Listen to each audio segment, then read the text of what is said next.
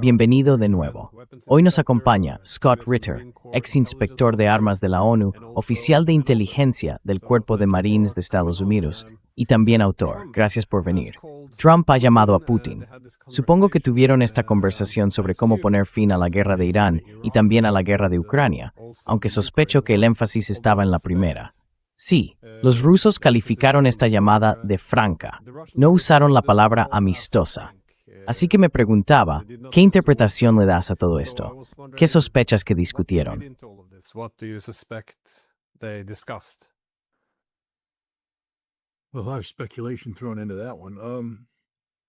Bueno, hay mucha especulación al respecto. Creo que sí sabemos que fue Trump quien inició la llamada, así que fue una llamada iniciada por Estados Unidos. También sabemos que Rusia, para disgusto de algunos y sorpresa de otros, ha mantenido abierta la puerta a la diplomacia con Estados Unidos, a pesar de que este último no sea un socio diplomático precisamente ejemplar. En particular, han mantenido la invitación abierta para que Steve Witkoff y Jared Kushner sigan participando e incluso asuman un papel de liderazgo en la diplomacia.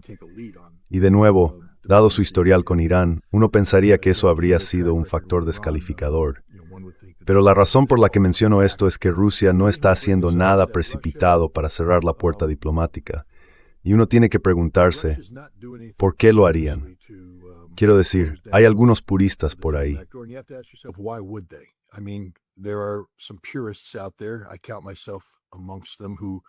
Me cuento entre aquellos que en tiempos de pasión a veces olvidan que la diplomacia es un arte.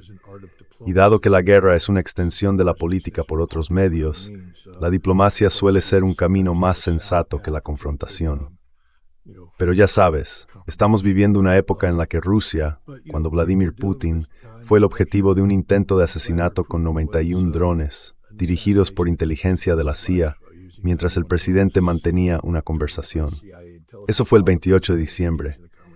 El Reino Unido ha atacado Votkinsk utilizando un misil Storm Shadow de fabricación británica, un ataque con misil Flamingo, usando a Ucrania como intermediario, pero fue diseñado y dirigido por el Reino Unido.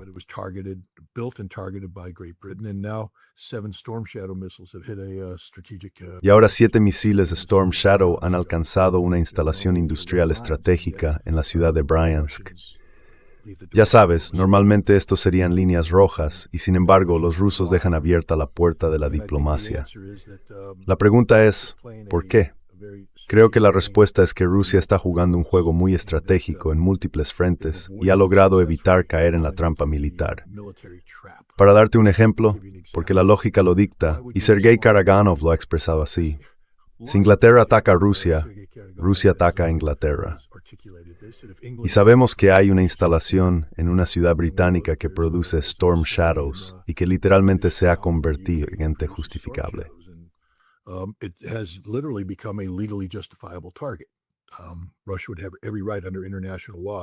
Rusia tendría todo el derecho, según el derecho internacional, de lanzar un ataque aéreo contra esa instalación y acabar con su existencia. Lo mismo ocurre con el Flamingo. Sabemos que el Flamingo es un diseño británico. Los británicos prácticamente lo admitieron cuando lo presentaron en su exposición de armamento de Abu Dhabi bajo la bandera de una empresa británica. Ya sabes, Rusia tendría todo el derecho de eliminar ese cuartel general y cualquier instalación asociada a él. Entonces, ¿por qué no lo han hecho? Keir Starmer está en pleno desplome político. Si atacas al Reino Unido, de repente conviertes a Keir Starmer en un líder en tiempos de guerra y creas la posibilidad de su resurgimiento político. Así que ya sabes, Rusia ha derribado 7 Storm Shadow y un Flamingo. Se ha causado algún daño, pero la situación estratégica es que el gobierno británico se está desmoronando y Rusia solo tiene que esperar y no hacer nada.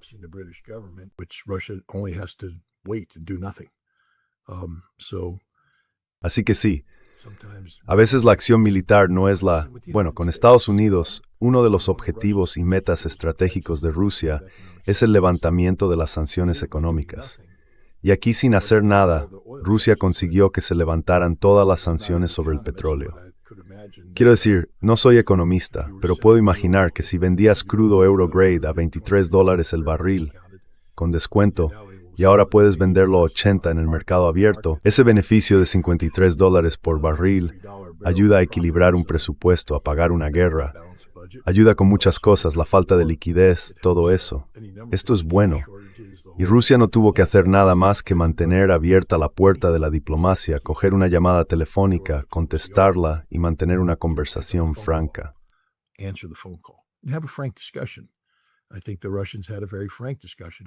Creo que los rusos mantuvieron una conversación muy franca sobre la energía mundial. El presidente se ha vuelto de repente muy bien informado sobre el potencial de Rusia para suministrar petróleo y gas a un mercado que ahora se enfrenta a una escasez crítica debido al cierre del estrecho de Hormuz. El presidente ha sido instruido sobre lo que ocurrirá con la economía estadounidense si no se encuentra un equilibrio en el mercado mundial de suministro energético.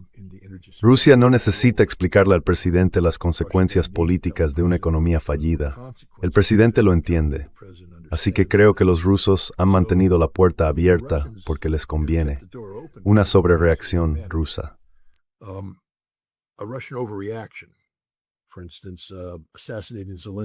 Por ejemplo, asesinar a Zelensky, algo que sería muy popular en Rusia. Ese hombre es un perro, un criminal, un nazi. Ha cometido crímenes horribles. Ahora está atacando a civiles rusos, y lo ha estado haciendo. Sería algo muy satisfactorio de hacer. Pero estratégicamente, tu tarea es apartar a Ucrania del lado de Europa y de Estados Unidos. Eliminar el nacionalismo ucraniano y convertir a Ucrania en una parte neutral. ¿Haces esto llevando a cabo acciones que avivarían el nacionalismo ucraniano? En este momento, Zelensky es considerado uno de los peores líderes posibles para Ucrania. Cuanto más tiempo gobierne Zelensky en Ucrania, mejor será para Rusia.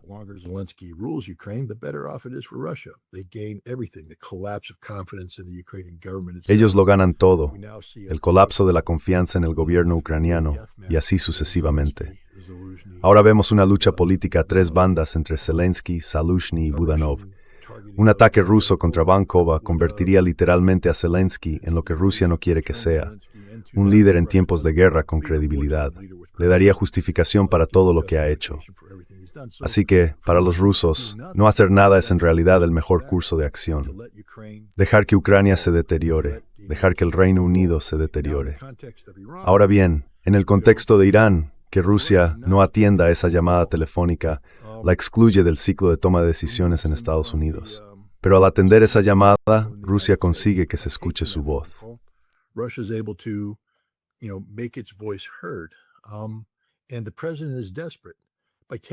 Y el presidente está desesperado.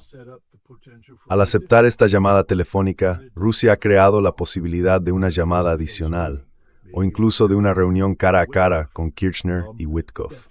Pero esa reunión se produciría en condiciones mucho más influenciadas por los objetivos y metas rusos, porque ahora son los Estados Unidos los que necesitan desesperadamente la ayuda de Rusia para lograr un resultado políticamente útil para el presidente estadounidense.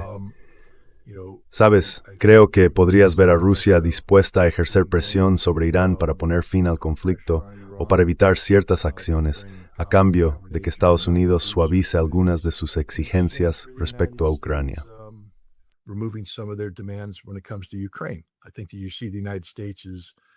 Creo que se puede ver que Estados Unidos está literalmente huyendo de Ucrania tan rápido como puede.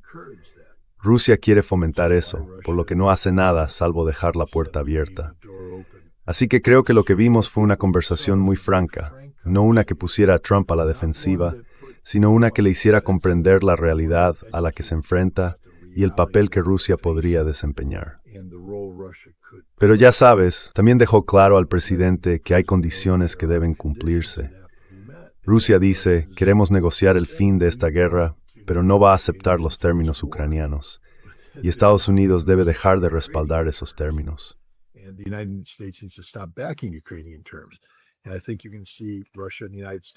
Y creo que se puede ver a Rusia y a Estados Unidos llegar a un acuerdo que se asemeje más a Alaska, pero llamémoslo Alaska modificado. Porque ahora, dado que Estados Unidos incumplió con Alaska, no pueden simplemente volver a ponerlo sobre la mesa. Cuando lo vuelves a poner sobre la mesa, ahora tiene condiciones. Y los rusos deberían empezar a hacer valer esas condiciones. La idea de congelar la línea de contacto en Jersón y Zaporilla podría significar que con el tiempo se pida a los ucranianos que cedan también esos territorios. Ya sabes, entramos en zonas de amortiguamiento. Así que de nuevo, no conozco los detalles de la posición rusa. No se han hecho públicos.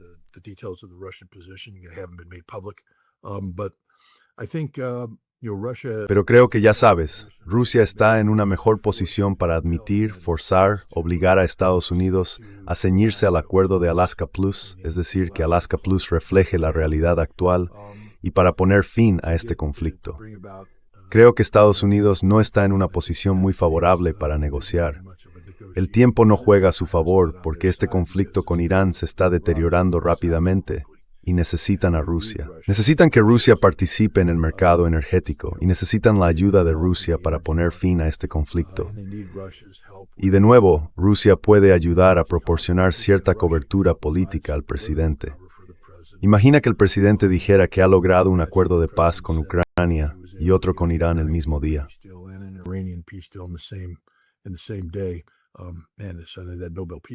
Tío, de repente ese premio Nobel de la Paz se ve bastante bien colgado de su cuello. Quiero decir, él es el hombre, porque es el presidente de la paz. Y Rusia está más que encantada de jugar a ese juego. Ya sabes, créeme, los rusos saben mejor que nadie que el presidente Trump es la persona menos cualificada del mundo para un premio Nobel de la Paz. Pero como el premio Nobel de la Paz ya ha sido políticamente comprometido, ¿por qué no dárselo a una persona políticamente comprometida? Así que creo que los rusos saben cómo manejar a Trump. Y creo que esta llamada telefónica trata precisamente de eso, de manejar a Trump.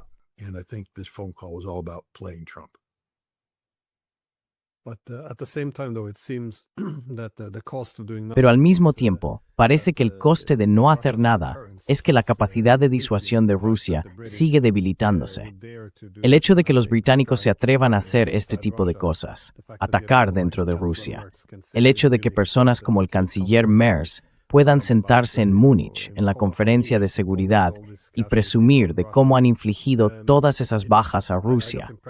Simplemente, tuve la impresión, a raíz del ataque de decapitación contra Irán, de que eso hizo que los rusos reconsideraran un poco lo que se hizo en diciembre contra Rusia en Valdai. ¿Ves esta presión sobre Putin para que esencialmente haga lo que ha hecho Irán?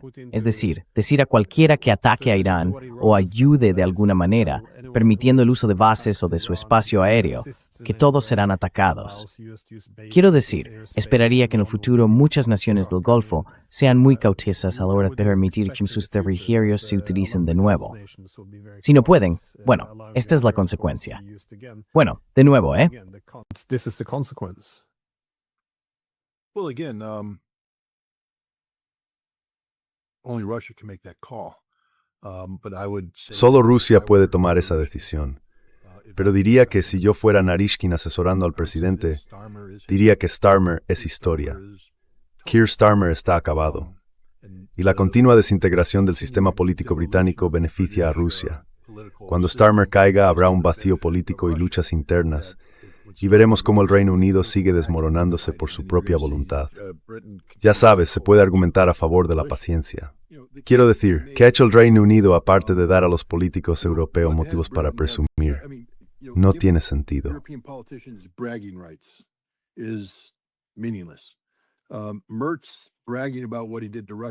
Que Merz se jacte de lo que hizo a Rusia no cambia la ecuación estratégica. La economía alemana es un desastre y va a empeorar aún más ahora por una crisis económica inminente provocada por la escasez de energía. Ya sabes, así que ya sabes, la situación política interna de Merz es que presuma si quiere. ¿A quién le importa? Son palabras, no es nada. Y Starmer, si quiere sentarse a hablar entre bastidores sobre cómo Inglaterra está permitiendo que Ucrania ataque objetivos estratégicos. A corto plazo, sí, sería satisfactorio. Quiero decir, creo que puedo decir que hablo por muchos rusos a los que les encantaría ver las fábricas británicas arder y ver cómo el racionamiento paraliza las fábricas alemanas.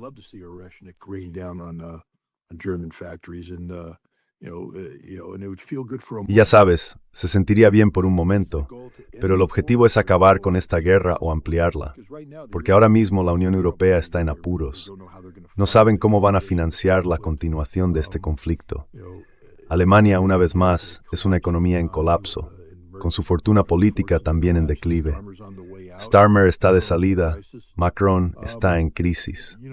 Ya sabes, a veces cuando el enemigo está haciendo lo que tú quieres que haga, simplemente déjale que siga haciéndolo y asume los golpes periféricos. Habrá que dar un ejercicio para esto que se indigne.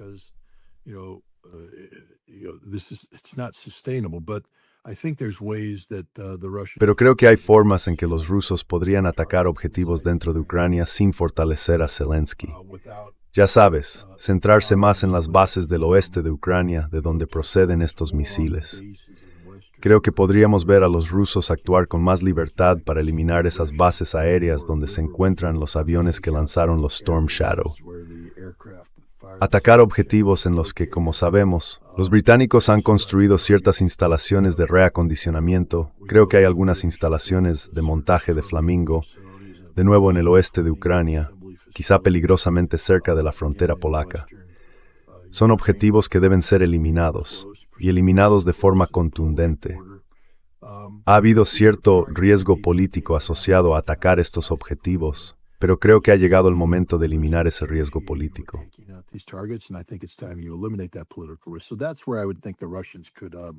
Así que creo que ahí es donde los rusos podrían, ya sabes, ir a mostrar su fuerza, pero dejar que Europa siga cometiendo suicidio. Quiero decir, están tejiendo la cuerda, se la han puesto al cuello. Dios mío, no les impidas subirse al taburete y darle una patada para quitárselo de debajo. Ese sería mi consejo para el presidente ruso, ya sabes. Estamos ganando, así que sigamos en la misma línea. No dejemos que nos desvíen del rumbo solo porque los británicos hayan acertado un golpe. Quiero decir, estás en un combate de boxeo de 15 asaltos. En el 9º los británicos te golpean, te dan un buen golpe en el riñón.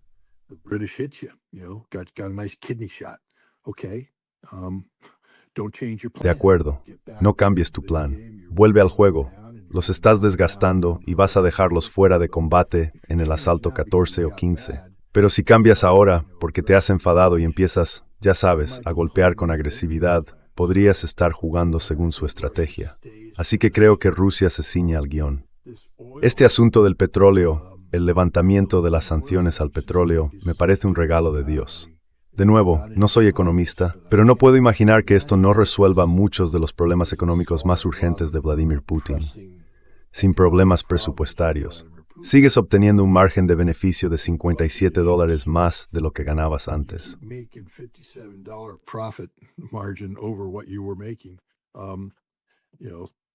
¿Sabes? ¿Quién sabe hasta dónde puede llegar esto? Si esta guerra continúa, Rusia tiene ahora la capacidad de influir en cuánto tiempo permanecerá cerrado el estrecho. Así que Rusia lleva las riendas. Estados Unidos acudió a Rusia en busca de una solución. Ese es el punto. Rusia no fue a Estados Unidos fue a Rusia. Así que Estados Unidos espera que Rusia haga algo, lo que significa que Rusia tiene el control aquí. No creo que esto sea una señal de barrier por parte de Rusia. En el deber es fortalecer su fuerza de presa.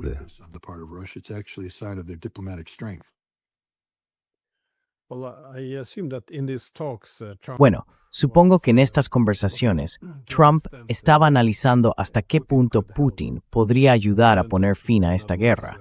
En otras palabras, ofrecer algún tipo de vía de salida, incluso si eso implicaba concesiones por parte de los iraníes, que probablemente no se materialicen. Pero también vemos en este informe, al menos en el Washington Post, indicios de que el asesor de Trump sostiene que debemos poner fin a esto porque no estamos ganando. Y en los medios israelíes, ahora hay sugerencias de que muchos líderes israelíes también están preocupados porque Irán no se está derrumbando ni va a capitular. Entonces, ¿hacia dónde va todo esto? Supongo que mi pregunta tiene dos partes. ¿Existe una vía de salida para esto? En Irán, quiero decir. Y si no, ¿qué hará Trump? ¿Simplemente infligir destrucción? ¿O cuál es ahora el plan de guerra, dado que el cambio de régimen no está ocurriendo? The only off-ramp is one that Iran agrees to. The United States La única vía de salida es aquella con la que Irán esté de acuerdo. started something Estados Unidos e Israel no tienen voto en esto. Ellos iniciaron algo y ya no lo controlan. Esto va a continuar mientras Irán quiera que continúe. Esa es simplemente la realidad. ¿Qué puede hacer Trump? Quiero decir, tuvimos al general Kane que salió y expuso su plan.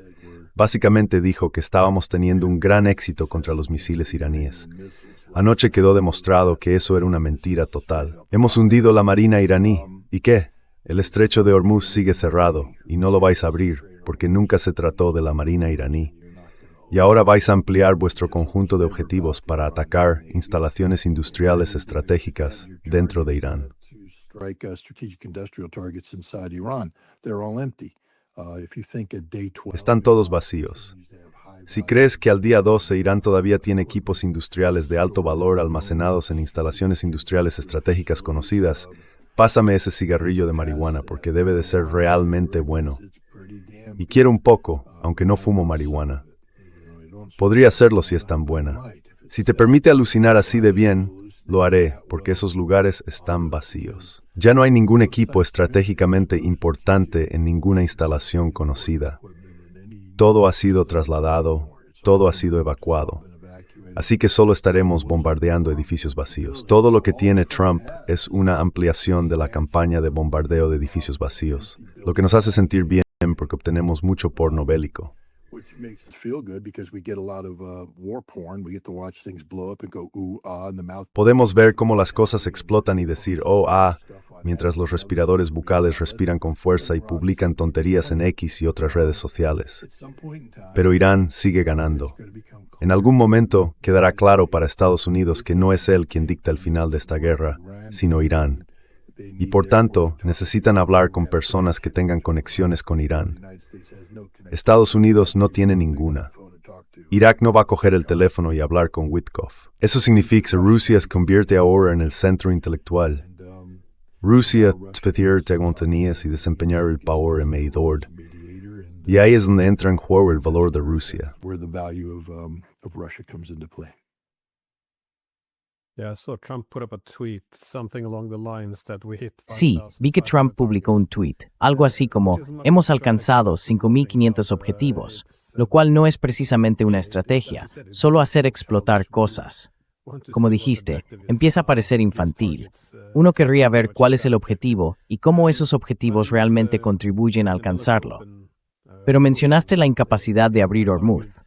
Trump ha afirmado que la meta es abrir el estrecho de Hormuz, supongo que para que vuelva a fluir la energía. También dijo que si los iraníes se atreven a cerrarlo o a mantenerlo cerrado, los atacará 20 veces más fuerte. Y ahora Macron ha sugerido que los franceses también tendrán, ya sabes, una misión defensiva en el estrecho de Hormuz para abrirlo. Pero ¿hasta qué punto es realmente posible una opción militar así? Is such a military option actually possible, though? Ooh la la, the French getting involved.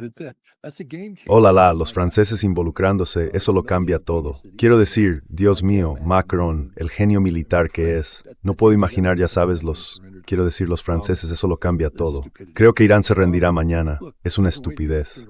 Mira, hay una forma de abrir el estrecho de Hormuz, la fuerza bruta. Entras y tomas la isla de Karg, tomas todas las islas, la isla de Keshm y proyectas poder en tierra. Tomas la costa del lado iraní del estrecho de Hormuz. Entras con, ya sabes, 80,000 marines, tomas y mantienes ese territorio y puedes extender un puente aéreo sobre él y los iraníes no podrían tocarlo. You could extend an air bridge over it, and the Iranians couldn't touch it. You can do that. It'll cost you. Puedes hacerlo, pero te costará, será muy pesado. Y no tenemos los recursos disponibles ahora mismo, así que es algo que requiere mucho tiempo. Time intensive. Aún así, una vez que llegues allí, serás vulnerable a los misiles balísticos iraníes. Missiles. You may Puede que no tengas a los iraníes presionándote con tropas, porque con tu supremacía aérea podrías contener cualquier esfuerzo terrestre concertado allí, y deberías ser capaz de repeler la mayoría de las amenazas locales. Pero no tenemos una solución para los misiles balísticos, y no tenemos una solución para los drones. Así que simplemente nos estaríamos estacionando en territorio iraní, intentando forzar el paso de los barcos.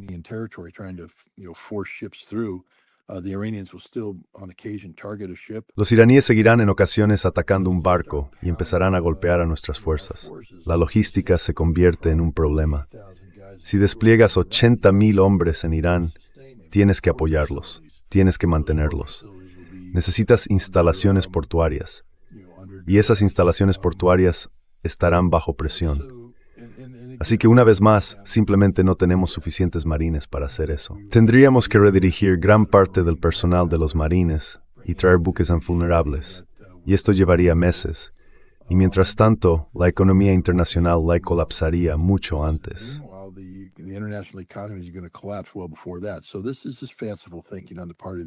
Así que esto no es más que un pensamiento fantasioso por parte de Estados Unidos y de Francia.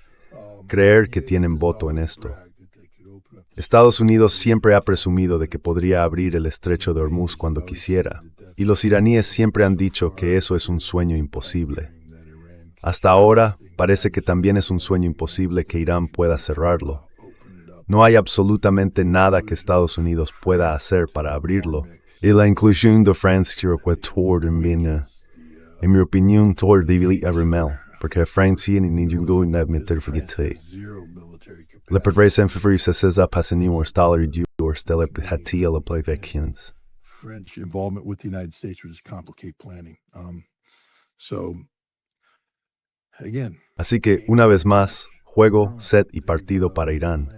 Han planificado esto mejor que nosotros. El hecho de que estemos aquí hablando de esto en el día 12 significa que no lo consideramos en el día 1, lo que implica que estamos improvisando sobre la marcha.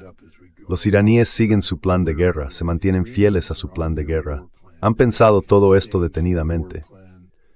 John Boyd, un famoso coronel, habla de meterse dentro del ciclo de toma de decisiones del enemigo. Habla del bucle OODA, observar, orientar, decidir, actuar. Estoy seguro de que te resulta familiar. Pues bien, los iraníes están dentro del ciclo de toma de decisiones estadounidense. Nosotros hemos cambiado nuestro plan de guerra 5 o 6 veces.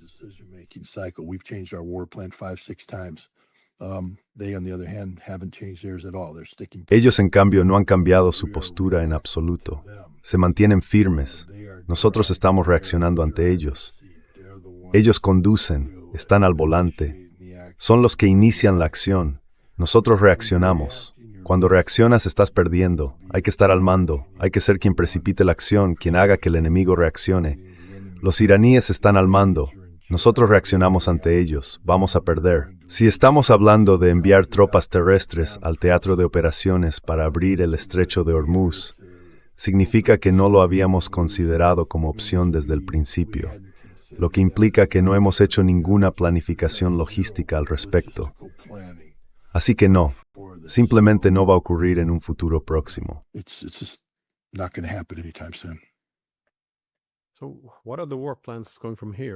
Entonces, ¿cuáles son los planes de guerra a partir de ahora?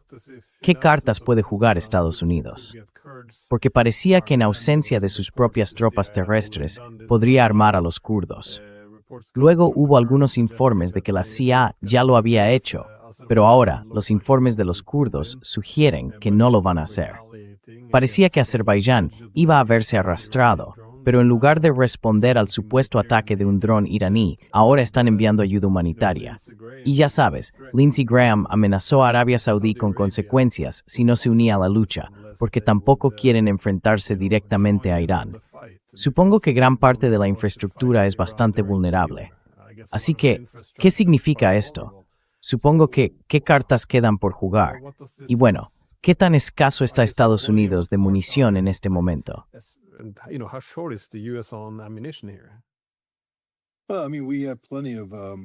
Bueno, quiero decir, tenemos muchas, ya sabes, bombas tontas. Tenemos algunos kits que se pueden acoplar a ellas, así que podríamos lanzar municiones guiadas por láser. Pero ya sabes, hemos estado suministrando a Israel.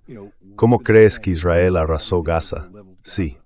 Así que hay un número limitado de estos conjuntos. Nos estamos quedando sin misiles de precisión de largo alcance, lo que significa que los futuros ataques requerirían que los aviones penetraran realmente en el espacio aéreo iraní. Irán ha mantenido en reserva sus planes de defensa aérea. Ha conservado una parte significativa de ellos.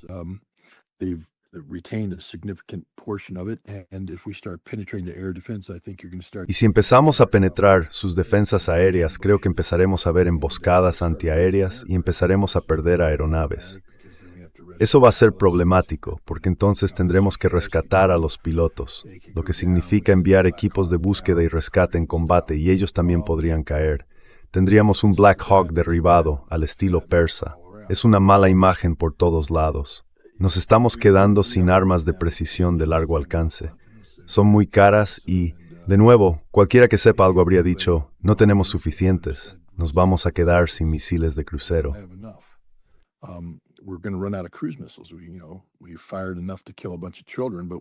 Disparamos lo suficiente como para matar a un montón de niños, pero no hemos retenido lo suficiente como para sostener este conflicto.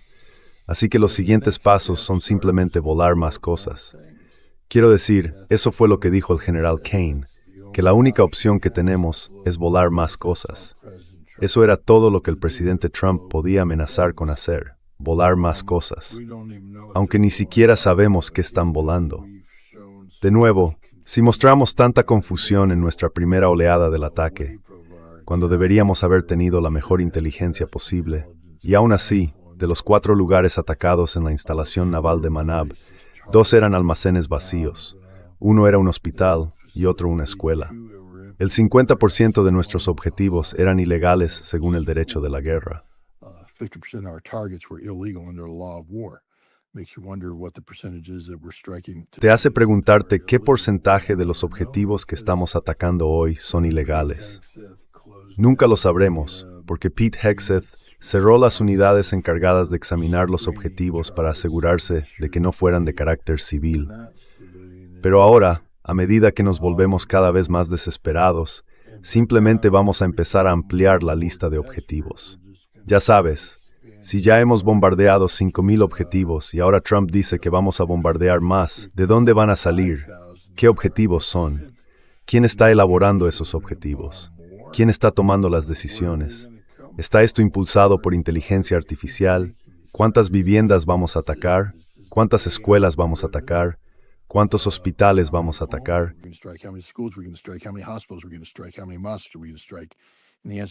¿Cuántas mezquitas vamos a atacar? Y la respuesta es muchas, porque esto se ha convertido literalmente en una guerra de genocidio cultural. Sabes, eso es lo que serán los Estados Unidos. No vamos a ganar. Los iraníes no van a ceder. Quiero decir, estoy seguro de que has estudiado, al menos de forma periférica, la campaña aérea estratégica durante la Segunda Guerra Mundial contra Alemania. Y sabes que en realidad no logró los resultados estratégicos que buscaban. La producción alemana en realidad aumentó, se volvió más eficiente, y la voluntad del pueblo alemán de resistir no se quebró por la campaña aérea estratégica. Así que lo que estamos proponiendo es básicamente ampliar el alcance y la escala de una campaña aérea estratégica que la historia demuestra que no funciona, que no logra los resultados que se desean.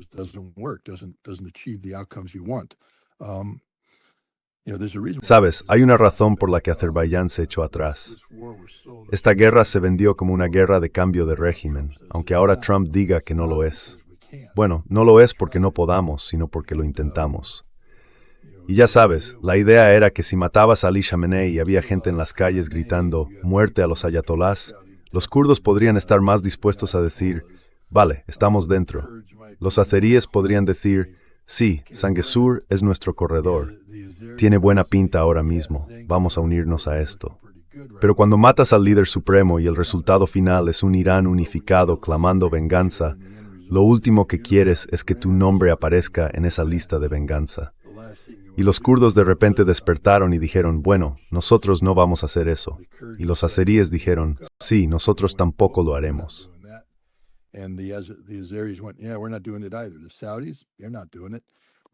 Los saudíes no lo están haciendo.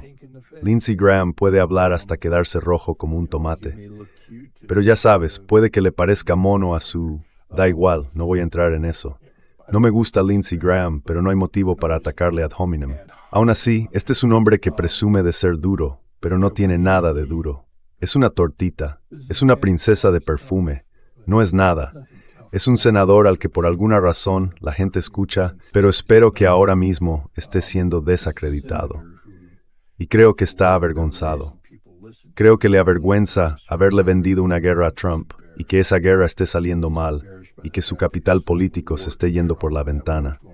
Y se enfrenta a unas elecciones difíciles que muy bien podría perder, lo cual sería lo mejor que Carolina del Sur haya hecho jamás.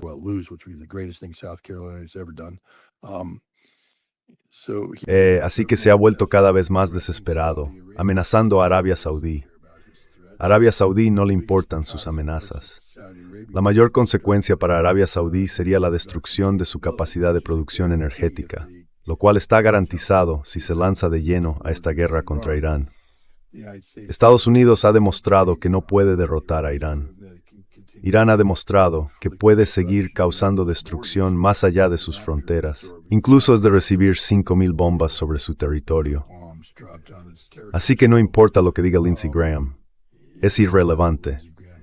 Es simplemente material para que los medios de comunicación convencional que resulta cada vez más imposible de vender.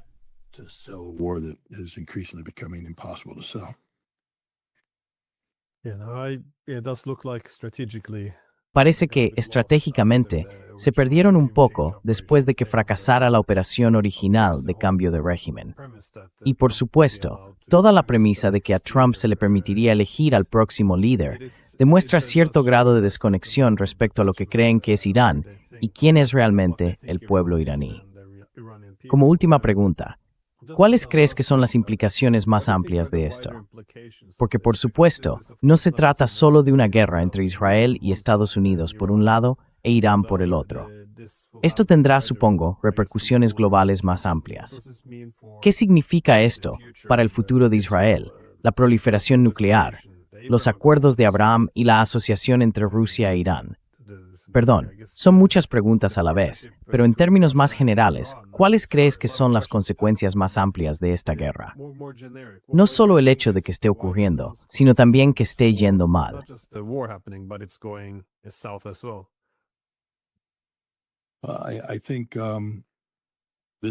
Creo que esto será una enorme derrota estratégica para Estados Unidos. Trump intentará mitigarla creando una cobertura política en el país. Pero a nivel global, mira lo que ya ha ocurrido, hemos retirado la defensa aérea de Corea del Sur y hemos demostrado que nuestro escudo de defensa antimisiles sobre Asia no funciona. Si intentábamos intimidar a los chinos, recuerda que el documento de Estrategia de Seguridad Nacional de la administración Trump habla de una superioridad militar convencional frente a China en el Pacífico. Acabamos de demostrar que somos lamentablemente insuficientes. Si quieres ver una nación que tiene más misiles que Irán, mira a China. Taiwán debe de estar viendo esto y diciendo, estamos perdidos. Se acaba ahorita de felia these begin ministers.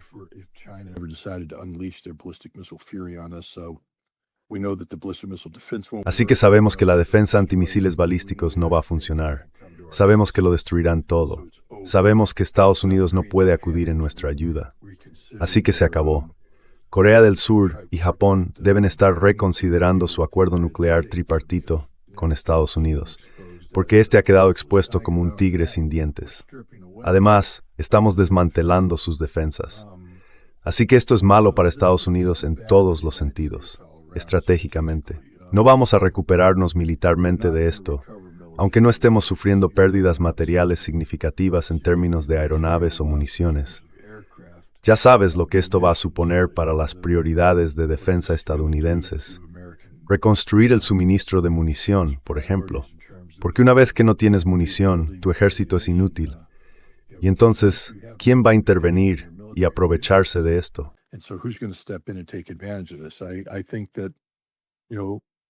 Creo que ya sabes, vamos a tener que apartar a Ucrania. Es decir, que Rusia va a conseguir lo que quiere en Ucrania. Creo que China va a conseguir lo que quiere en Taiwán. Creo que China va a conseguir lo que quiere en el mar de China Meridional. Creo que la India se dará cuenta de que Estados Unidos no es el socio que debería ser y que la India se implicará aún más con los BRICS.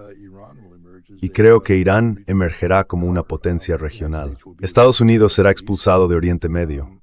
Israel, este es el único lugar donde creo que la intervención de Putin podría entrar en juego, porque Putin ha dicho claramente que Israel, debido a su numerosa población ruso-ucraniana, es una extensión de Rusia.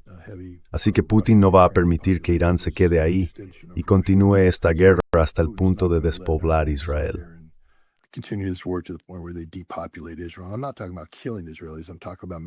No estoy hablando de matar israelíes.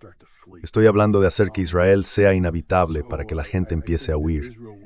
Creo que Israel seguirá existiendo, pero ahora se podrá ejercer presión sobre su programa nuclear. No creo que Israel pueda seguir actuando como un desafiante unilateral de la no proliferación nuclear. O todo el mundo se vuelve nuclear, o Israel tendrá que verse obligado a hablar de esto. Y quizá esa sea también la base que Rusia podría utilizar con el programa iraní, es decir, deshacerse por fin de esos 450 kilogramos de uranio enriquecido al 60%. Irán no va a renunciar a eso gratis ahora. Estados Unidos ha perdido toda capacidad de negociación y no es de fiar.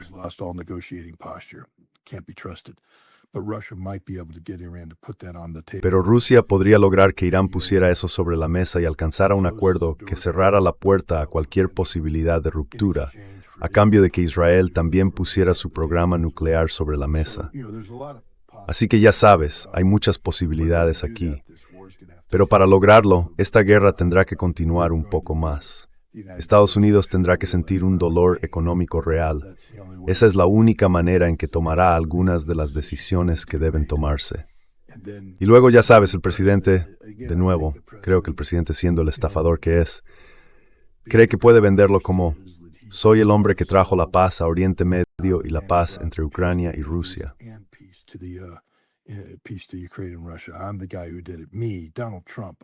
Soy el tipo que lo hizo. Yo, Donald Trump. Soy lo mejor del mundo. Esto nunca habría ocurrido si no hubiera ido a la guerra con Irán. Esta guerra con Irán, ya sabes, logramos una paz duradera. Mira, llevamos estabilidad a Oriente Medio. Ya no hay necesidad de tropas estadounidenses allí. Trajimos la paz. Podemos traerlas de vuelta a casa. Os dije que traería mis tropas de vuelta. Esta es una gran victoria, y creo que intentará venderlo así. Y puede que tenga éxito, porque el público estadounidense ha demostrado ser muy ignorante y vulnerable a este tipo de tonterías que vienen de Washington, D.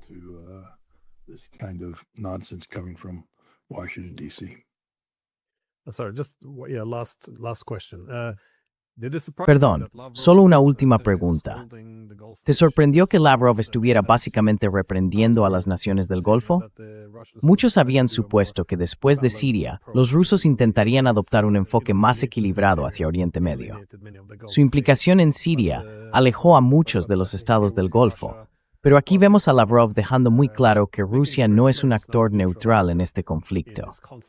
En esencia, reprendiendo a los estados del Golfo por participar en el ataque a Irán y luego acudir a Rusia para intentar que presionen a Irán. ¿Te sorprendió eso?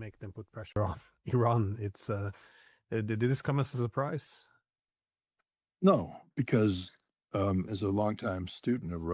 porque como estudiante de Rusia desde hace mucho tiempo, diría que Rusia actúa en función de la base diplomática existente.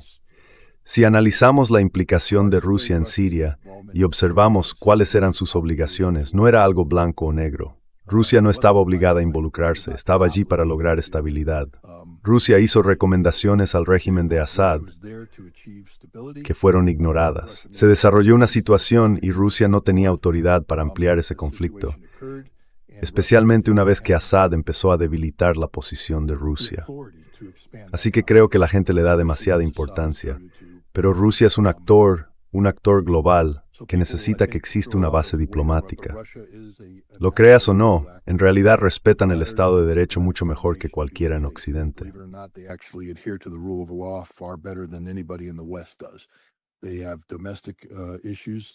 Tienen problemas internos, las cosas deben hacerse legalmente, y también mantienen relaciones con naciones definidas por acuerdos. Por eso, el conflicto de 12 días fue tan frustrante, porque todo el mundo decía, ¿dónde está Rusia? ¿Dónde está Rusia? Pero fue Irán quien no ratificó el acuerdo marco estratégico. así que no podía ver Rusia porque no había acuerdo. Ahora tienen un acuerdo marco estratégico. Esto le da a Rusia una enorme cantidad de legitimidad y viabilidad política. Ahora existe una base diplomática sobre la que pueden actuar. Pueden actuar de forma agresiva contra una región del Golfo que se ha comportado de manera atroz, porque están facultados para hacerlo a través de su acuerdo con Irán. Y por eso creo que vemos a Lavrov haciendo lo que hace. Porque Rusia está firmemente en su favorización legalmente sólida y segura para dar lecciones sobre su comportamiento.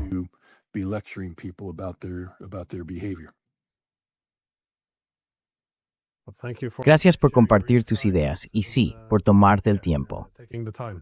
Vale, gracias. Perdón por lo de internet, pero bueno, es lo que hay. Pasa. Vale, adiós.